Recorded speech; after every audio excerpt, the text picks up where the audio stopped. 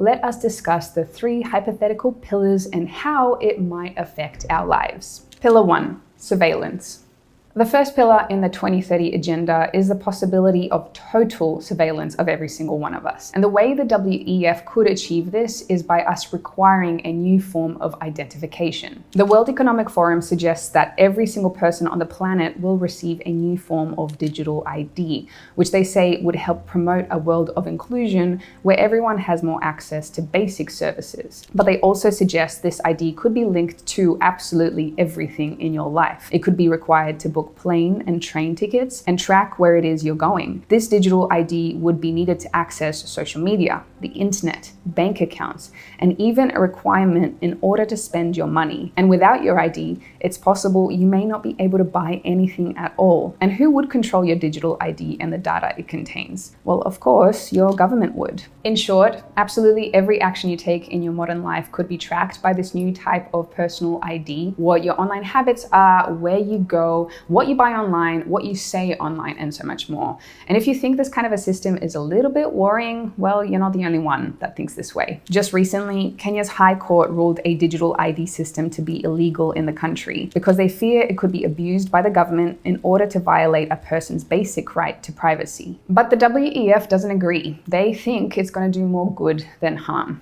But anyway, where would you be carrying this new form of ID? Well, according to the WEF, you could be carrying it inside your body. In his book, The Fourth Industrial Revolution, Schwab talks heavily about how RFID chips could be used to track goods and packages around the world, enabling our economy to become significantly more efficient. But in referencing the same technology, he also said this: in the near future, similar monitoring systems will also be applied to the movement and tracking of people. He also says that the fourth industrial revolution will lead to a fusion of our physical, our digital, and our biological identities. Echoing this on the website, the WEF discusses a future where electronic implants could become a relatively normal part of human life. Lastly, I want to mention something I've spoken about on this channel before, which is in regards to the WEF's potential forecast for a future of surveillance, which comes from an article published on Forbes, which is written by a WEF contributor. The article is titled, "Welcome to 2030. I own nothing, have no privacy, and life has never been better." And the line I want to highlight is as follows: "Once in a while, I get annoyed about the fact that I have no real privacy, nowhere I can go and not be registered. I know somewhere everything I do, think, and dream of is recorded. I just hope that nobody will use it against me." To be clear, this article was written by Ida Auken, who is a Danish politician and also a member of the WEF, writing as a contributor for the World Economic Forum. So this is pillar number 1, surveillance. And later on, I'm going to be talking about how the world of surveillance ties in with pillar 3. But for now, let's talk about the second pillar, which is finance. Pillar 2, finance.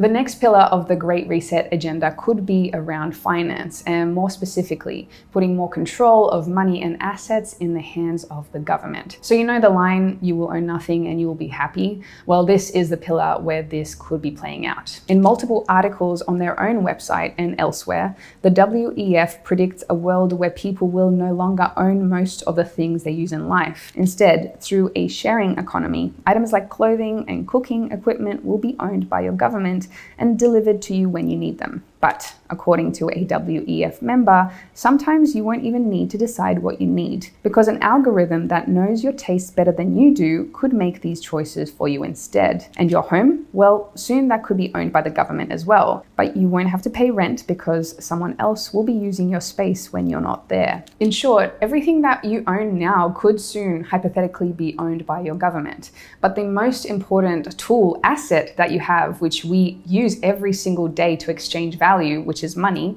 seems that the WEF might have a plan for that as well. The WEF talks heavily about how cash in the modern world is risky and how it should be replaced by digital money. And even though statistics show that many countries around the world would prefer to use cash over electronic forms of money, the WEF believes these people just don't know what's good for them.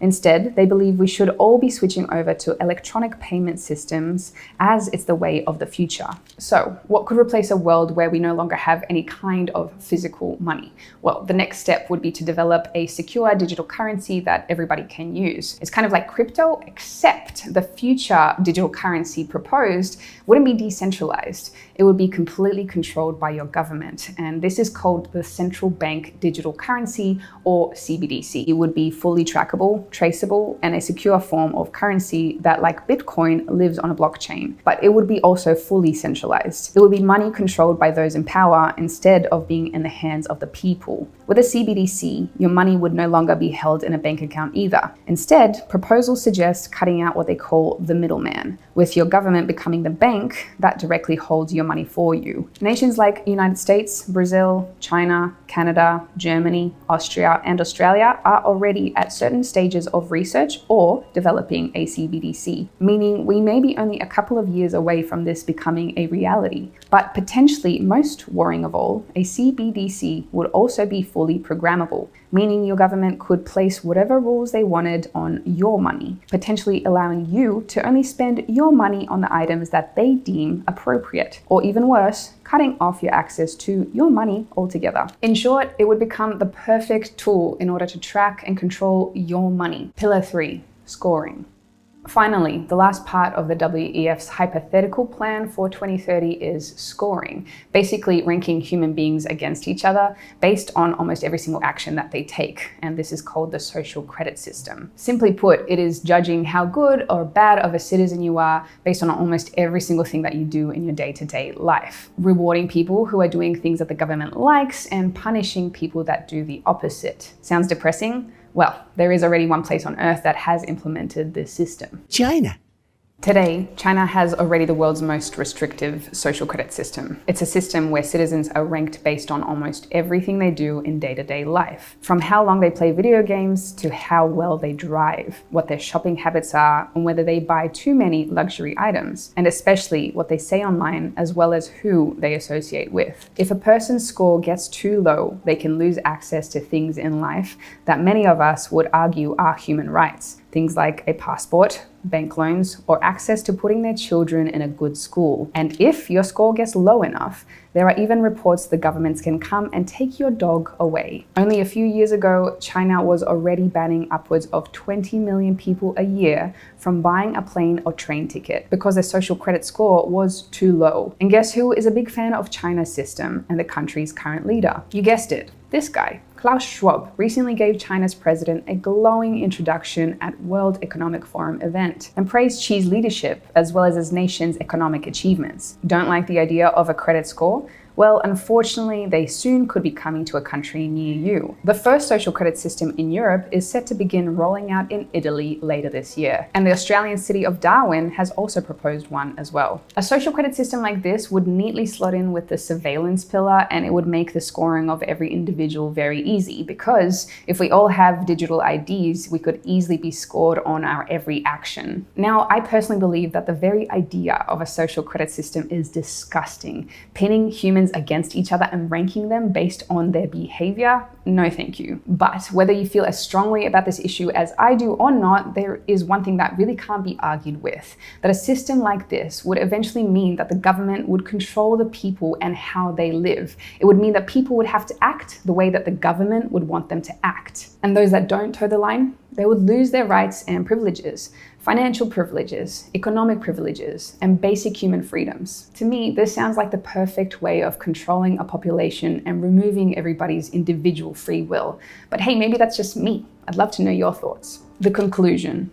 In the end, these three hypothetical pillars seem to be pointing to one eventuality: absolute control. The control of people by tracking their every move. The control of a society by locking down its access to money and the things they need to survive. And the control of an individual's behavior and choices with a restrictive social credit system. And to me, it does seem like the WEF is promoting things that could make this kind of a system a reality. As I said at the start of this video, I really want you to make up your own mind about what you believe is going on. But as you do, just remember this. The WEF is an organization that none of us have elected.